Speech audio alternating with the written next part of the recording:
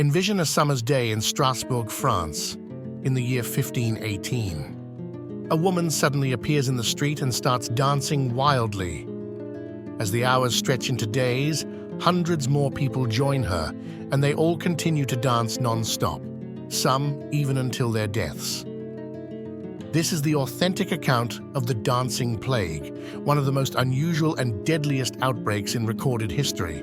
Welcome to Silent Centuries, where we unearth historical events that have been forgotten. We explore the dancing plague of 1518 today, an outbreak so peculiar that historians and scientists are still puzzled by it. Strasbourg was a city at a crossroads at the beginning of the 16th century. Economic hardship, illness, and famine hampered the lives of its people. This fearful and uncertain mood was the one in which the dancing plague began to spread.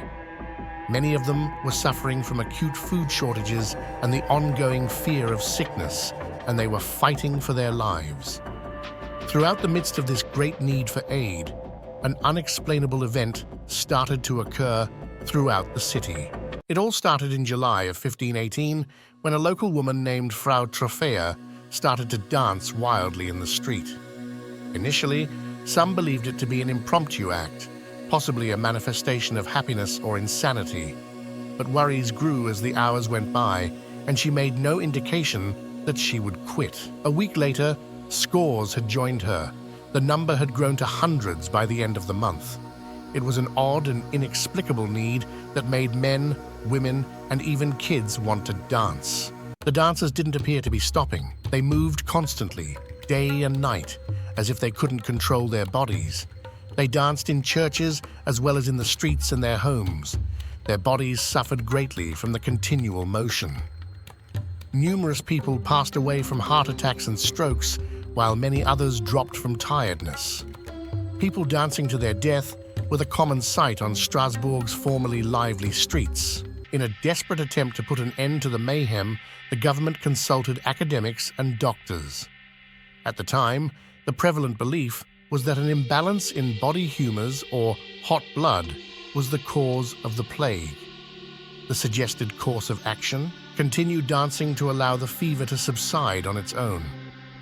To try and confine the dancers, dance halls were opened and musicians were engaged. However, their actions didn't help. On the contrary, they made matters worse.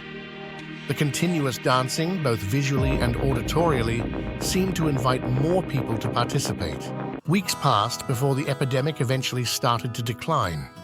The weary dancers, many of whom had lost friends and relatives to the pandemic, started to recuperate gradually. The aftermath left the city in disarray and shock. Many people had died as a result of the dancing plague, which also had a long-lasting effect on the neighborhood. City officials carefully documented the incident in an effort to determine what had occurred and how to keep it from repeating in the future. The actual cause of the dancing plague is still unknown. Numerous theories have been put forth over the ages. According to some historians, the event was a case of mass hysteria caused by severe stress and adversity. Strasbourg residents were going through a difficult period, and it's possible that this peculiar and group-oriented way that the psychological strain showed itself took shape. Some suggest that tainted rye grain can cause ergot poisoning. Similar to the effects of LSD, ergot is a fungus that can produce hallucinations and uncontrollable movements. This idea explains a portion of the symptoms, but it is unable to explain the epidemic's enormous scope or length. The dancing plague is still one of history's most mysterious events, despite the theories. The enigmatic nature of the human psyche and the remarkable ways in which our bodies can respond to anxiety and stress are demonstrated by the dancing plague of 1518. It serves as a reminder of the potential connections between our physical and mental well-being, as well as the surprising ways in which social constraints might materialize. We appreciate you coming along on this tour through one of the strangest epidemics in recorded history. For more engrossing historical stories, please like, share, and subscribe to Silent Centuries if you like this video. Until the next time, keep in mind that there are a ton of undiscovered historical tales.